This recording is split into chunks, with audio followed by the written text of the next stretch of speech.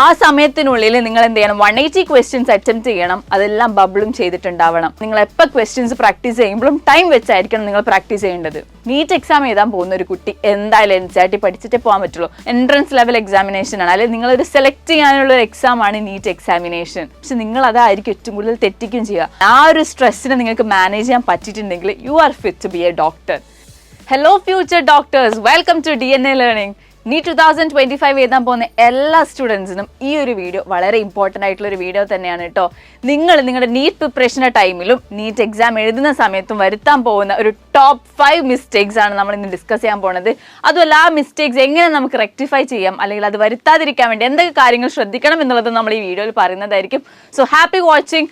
അതുമല്ല എല്ലാവരും പഠിക്കാൻ തുടങ്ങിയിട്ടുണ്ടെന്ന് വിചാരിക്കുന്നു. ഇനി നമുക്ക് 5 months ആണ് ബാക്കിയുള്ളത്. അപ്പോൾ ഇനി ആരെങ്കിലും പഠിക്കാൻ തുടങ്ങിയിട്ടില്ലെങ്കിൽ പോലും നിങ്ങൾക്ക് ഇപ്പോഴും ലേറ്റ് ആയിട്ടില്ല, സമയമുണ്ട്, ഇനിയും സമയമുണ്ട്. പിന്നെ റിവൈസ് ചെയ്യാനും നിങ്ങൾ പഠിക്കാനുള്ള സമയമൊക്കെ ഉണ്ട്. അപ്പോൾ അതൊന്നും വേസ്റ്റ് ആക്കാൻ നിൽക്കരുത്, ഇന്ന് തന്നെ പഠിക്കാൻ വേണ്ടി തുടങ്ങാം കേട്ടോ. അപ്പോൾ നമുക്ക് ടോപ്പ് 5 മിസ്റ്റേക്സ് ഏതാന്ന് തന്നെ നോക്കാം.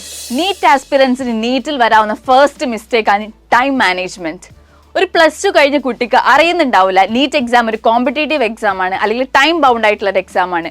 നിങ്ങൾക്ക് നീറ്റ് എക്സാമിന് അല്ലെങ്കിൽ 720 മാർക്കിൻ്റെ ക്വസ്റ്റ്യൻ പേപ്പർ അറ്റൻഡ് ചെയ്യാൻ വേണ്ടിയിട്ട് 3 hours and 20 minutes ആണുള്ളത്. ആ സമയത്തിനുള്ളിൽ നിങ്ങൾ എന്ത് ചെയ്യണം, 180 ക്വസ്റ്റ്യൻസ് അറ്റംപ്റ്റ് ചെയ്യണം. അതെല്ലാം ബബിളും ചെയ്തിട്ടുണ്ടാവണം.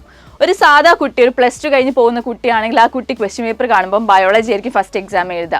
ഒബ്വിയസ്ലി അതൊരു കമ്പാരിറ്റീവ്ലി ഈസി ആയിട്ടുള്ള ഒരു സബ്ജക്റ്റ് ആയതുകൊണ്ട് ബയോളജി ആദ്യം അറ്റംപ്റ്റ് ചെയ്യും, അത് കഴിഞ്ഞ് കെമിസ്ട്രി അറ്റംപ്റ്റ് ചെയ്യും, അത് കഴിഞ്ഞ് എനിക്ക് ഫിസിക്സ് അറ്റംപ്റ്റ് ചെയ്യുക.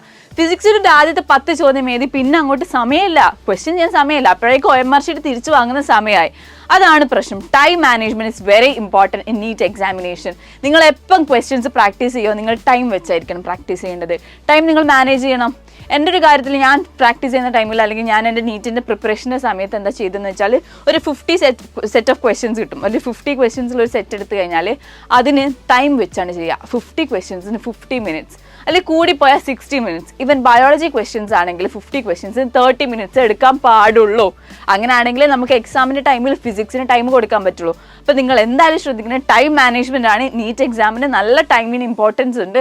അതുകൊണ്ട് എന്ത് ചെയ്യണം, നിങ്ങൾ എപ്പോൾ ക്വസ്റ്റ്യൻസ് പ്രാക്ടീസ് ചെയ്യുമ്പോഴും ടൈം വെച്ചായിരിക്കണം നിങ്ങൾ പ്രാക്ടീസ് ചെയ്യേണ്ടത്. നീറ്റ് ആസ്പിറൻസിന് വരുന്ന രണ്ടാമത്തെ മിസ്റ്റേക്ക് എന്താ പറയുക, ഇഗ്നോറിങ് NCERT. കുറേ ഗൈഡുകളും കുറേ റിസോഴ്സും കുറേ ക്വസ്റ്റ്യൻ പേപ്പേഴ്സും നിങ്ങളുടെ കയ്യിൽ ഉണ്ടാവാൻ മതി. പക്ഷേ നിങ്ങളുടെ കയ്യിലുള്ള ആ backbone of NEET NCERT നിങ്ങൾ വായിക്കാറുണ്ടാവില്ല. കെമിസ്ട്രിക്കും ബയോളജിയും NCERT ഭയങ്കരമായിട്ട് ഇമ്പോർട്ടൻ്റ് ആയിട്ടോ. നിങ്ങൾ ചിലപ്പോൾ അത് വിട്ടുപോയിട്ടുണ്ടാവും, അല്ലെങ്കിൽ നിങ്ങളുടെ കയ്യിൽ കുറേ ഗൈഡുകൾ ഉണ്ടാവും. MTG, അരിഹന്ത്, സെങ്കേജ്, എറർലെസ്, കുറേ ഗൈഡുകൾ ഉണ്ടാവും. ഇതൊക്കെ നിങ്ങൾ ചെയ്തുകൊണ്ടിരിക്കുന്നുണ്ടാവും. പക്ഷെ നിങ്ങൾ പെടാൻ പോകുന്നത് നീറ്റ് എക്സാമിന് അവിടെ പോയി കഴിഞ്ഞിട്ട് അടുത്ത ക്വസ്റ്റ്യൻസ് ചെയ്യുമ്പോഴാണ് നിങ്ങൾ പെടാൻ പോകുന്നത്. NCERT അതേ ലൈനിലെ ക്വസ്റ്റ്യൻസ് ആയിരിക്കും അവിടെ വന്നിട്ടുണ്ടാവുക. So never ignore NCERT. NCERT വളരെ ഇമ്പോർട്ടൻ്റ് ആണ്. ഞാനൊക്കെ പഠിക്കുന്ന സമയത്ത് സാർ എപ്പോഴും പറയാറുണ്ടായിരുന്നു NCERT എന്തായാലും വായിക്കണം കേട്ടോ എന്ന്. ബയോളജിക്ക് പ്രത്യേകിച്ച്. ബയോളജിയിലെ പ്രശ്നം എന്താ പറയുക, നിങ്ങൾ NCERT വായിച്ചിട്ടുണ്ടാവും ഓൾറെഡി, പക്ഷേ എക്സാമിന് എഴുതാൻ പോകുമ്പോൾ നിങ്ങൾ വായിച്ച ലൈൻസ് ചിലപ്പോൾ നിങ്ങൾക്ക് ഓർമ്മ ഉണ്ടാവില്ല. അതുകൊണ്ട് എക്സാമിൻ്റെ അന്ന് മുതൽ, മീൻസ് എക്സാം നിങ്ങൾ എന്നാണോ എഴുതാൻ പോകുന്നത്, ഇപ്പം വീക്ക്ലി എക്സാംസും മന്ത്ലി എക്സാം ഒക്കെ ഉണ്ടാവുമല്ലോ. അപ്പോൾ ആ എക്സാം എഴുതാൻ പോകുന്ന സമയത്ത് രാവിലെ നിങ്ങൾക്ക് ഏതൊക്കെ ചാപ്റ്ററാണ് എക്സാം ഉള്ളത് അതൊന്ന് എടുത്ത് വായിക്കണം. ഫുള്ളായിട്ട് ഇരുന്ന് വായിക്കണം എന്ന് ഞാൻ പറയുന്നില്ല, പക്ഷെ നിങ്ങൾ അറ്റ്ലീസ്റ്റ് കണ്ട് പരിചയമെങ്കിലും വേണം.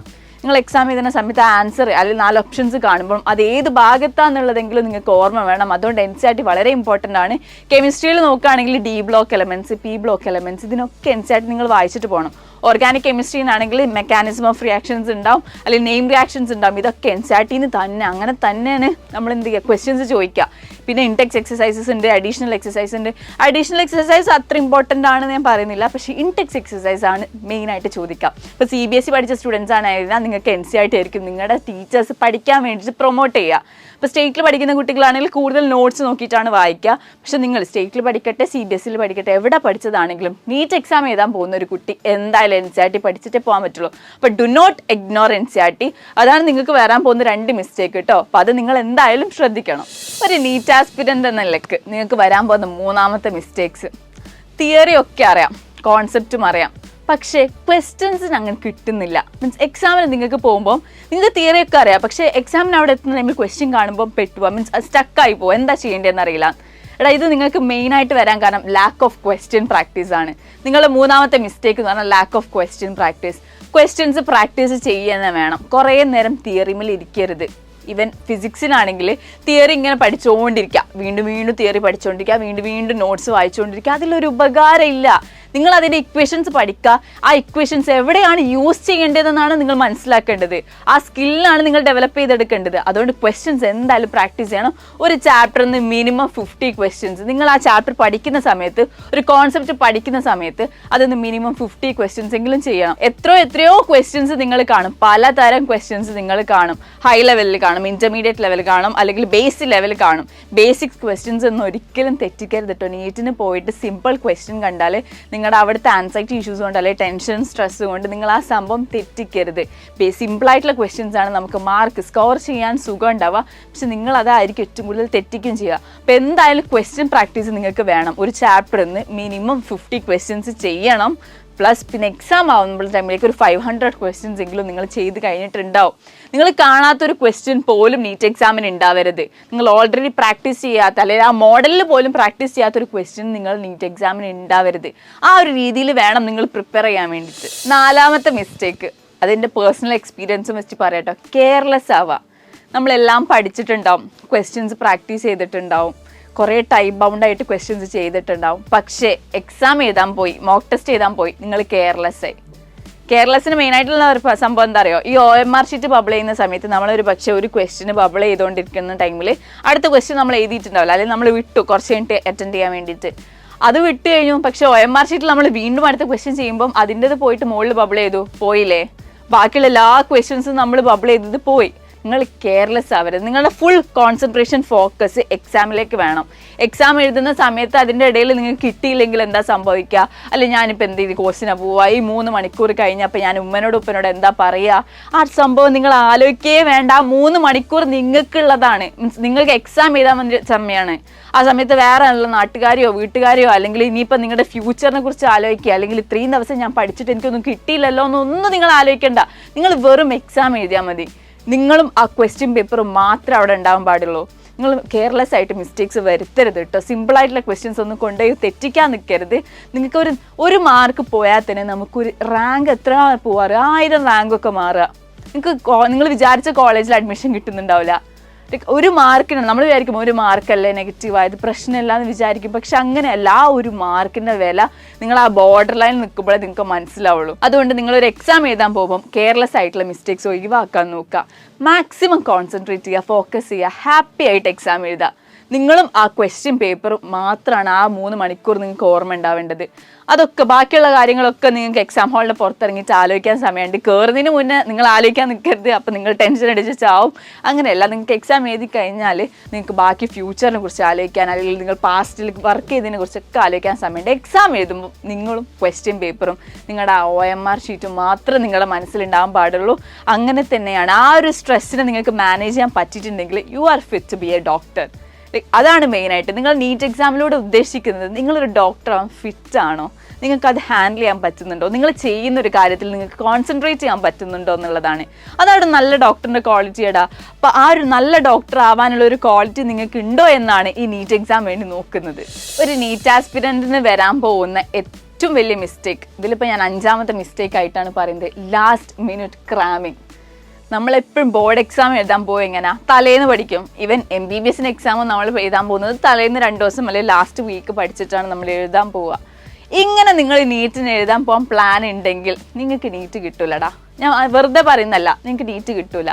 വേറെ ഒന്നും കൊണ്ടല്ല, നീറ്റിനുള്ള ചാപ്റ്റേഴ്സ് പറഞ്ഞാൽ 96 ചാപ്റ്റേഴ്സ് ആണ്. ഓൾമോസ്റ്റ് തന്നെ ഒരു ആവറേജ് എടുക്കാൻ 96 ചാപ്റ്റേഴ്സ് ഉണ്ട്. ഈ ചാപ്റ്റർ മൊത്തം എങ്ങനെ നിങ്ങൾ തലേന്ന് 2 ദിവസം കൊണ്ട് പഠിച്ചിട്ട് പോവുക? ഒരിക്കലും നടക്കാത്ത കാര്യമാണ്. അപ്പം ലാസ്റ്റ് മിനിറ്റ് ക്രാമിംഗ് എന്ന് പറഞ്ഞ സംഭവമേ നമുക്ക് വേണ്ട. ഒരു 6 months അല്ലെങ്കിൽ ഒരു 5 months കൊണ്ട് നിങ്ങൾ പഠിച്ചെടുത്ത് അതിൽ റിവൈസ് ചെയ്ത് ക്വസ്റ്റ്യൻസ് പ്രാക്ടീസ് ചെയ്തുകൊണ്ടായിരിക്കണം നിങ്ങൾ നീറ്റ് എക്സാം എഴുതാൻ പോകുന്നത്. അത്രയും സമയം എടുത്തിട്ട് നിങ്ങൾ എഴുതാൻ പോയാൽ മതി. എന്നാലും നിങ്ങൾ വിചാരിച്ച മാർക്കും റാങ്കും നിങ്ങളുടെ ഇഷ്ടപ്പെട്ട ആ കോളേജിൽ അഡ്മിഷൻ കിട്ടുള്ളൂ. അതുകൊണ്ട് തന്നെ ഓൾറെഡി നിങ്ങൾ പഠിച്ച കാര്യങ്ങൾ റിവൈസ് ചെയ്യണം. അതിൽ നിന്നുള്ള ഷോർട്ട് നോട്ട്സ് ഉണ്ടാക്കണം, ഇക്വേഷൻ ബുക്ക് ഉണ്ടാവണം, ക്വസ്റ്റ്യൻ പ്രാക്ടീസും ചെയ്തിട്ടായിരിക്കണം നിങ്ങൾ നീറ്റ് എക്സാമിന് പോകേണ്ടത്. അല്ലാതെ മാറ്റി വെച്ച് കുറേ ബാക്ക്ലോഗ്സ് ആയി അത് ലാസ്റ്റ് തീർക്കാമെന്ന് വിചാരിക്കും. അവസാനം എന്ത് ചെയ്യും, എല്ലാം കൂടെ വന്ന് നിങ്ങൾ സ്ട്രെസ് അടിച്ചു, ടെൻഷൻ അടിച്ച് ഇനി എന്താ ചെയ്യുക, നീറ്റ് കിട്ടോ ഇല്ലേ, അല്ലെങ്കിൽ കിട്ടിയില്ലെങ്കിൽ എന്താ ചെയ്യുക എന്നുള്ള സംഭവമൊക്കെ വരും. അപ്പോൾ ഈ ഒരു സ്ട്രെസ്സും പ്രഷറൊക്കെ ഒഴിവാക്കാൻ വേണ്ടിയിട്ട് നിങ്ങൾ ഓൾറെഡി പഠിച്ച കാര്യങ്ങൾ റിവൈസ് ചെയ്യുക. അത് അതിൻ്റെതായ രീതി ബ്യൂട്ടിഫുൾ ആയിട്ട് നിങ്ങൾ ഷെഡ്യൂൾ ചെയ്യുക. നിങ്ങൾ സ്വന്തമായിട്ടുള്ള സ്ട്രാറ്റജി, വേറെ ആരും പറഞ്ഞു തന്നിട്ട് നിങ്ങൾക്ക് നീറ്റ് കിട്ടാൻ പോകുന്നില്ല. നിങ്ങൾ സ്വന്തം ഒരു സ്ട്രാറ്റജി ഉണ്ടാക്കിയിട്ട് പ്ലാൻ ചെയ്ത് മൂവ് ചെയ്ത് കഴിഞ്ഞാൽ നല്ല മാർക്കോടെ നിങ്ങൾക്ക് നീറ്റ് പാസ്സാവാൻ കഴിയും. നീറ്റ് ക്രാക്ക് ജസ്റ്റ് ഒരു എൻട്രൻസ് ലെവൽ എക്സാമിനേഷൻ ആണ്, അല്ലെങ്കിൽ നിങ്ങളൊരു സെലക്ട് ചെയ്യാനുള്ള ഒരു എക്സാമാണ് നീറ്റ് എക്സാമിനേഷൻ. അത് കഴിഞ്ഞിട്ട് ഡോക്ടർ ആവുന്ന സമയത്ത് അതിനേക്കാളും വലുത് പഠിക്കാനുണ്ട്. പക്ഷേ ഈ ഒരു സമയത്ത് നിങ്ങൾക്ക് സ്ട്രെസ് മാനേജ് ചെയ്യാൻ പറ്റുന്നുണ്ടോ, നിങ്ങൾക്ക് കോൺസെൻട്രേറ്റ് ചെയ്യാൻ പറ്റുന്നുണ്ടോ, നിങ്ങൾ നിങ്ങളുടെ മടി മാറ്റി പഠിക്കാനിരിക്കുന്നുണ്ടോ, അതിനുള്ളൊരു ഡിറ്റർമിനേഷൻ നിങ്ങൾക്ക് ഉണ്ടോ എന്നാണ് ഈ കോമ്പറ്റീറ്റീവ് എക്സാം നോക്കുന്നത്. അങ്ങനത്തെ ഉള്ളവരെ ഫിറ്റ് ആയിട്ടുള്ള ഡോക്ടർ ആവാൻ വേണ്ടിയിട്ട് ആ ഒരു സംഭവം നിങ്ങൾക്ക് ഹാൻഡിൽ ചെയ്യാൻ പറ്റുന്നുണ്ടോ എന്ന് നോക്കി കഴിഞ്ഞിട്ടാണ് നിങ്ങളൊരു MBBS ലെവലിലേക്ക് നിങ്ങൾ ഉയർത്താൻ നോക്കുന്നത്. ആ ഒരു സ്റ്റാൻഡേർഡ് ഉള്ള കുട്ടികളെ മാത്രമാണ് MBBSലേക്ക് എടുക്കുന്നുള്ള രീതിയിൽ.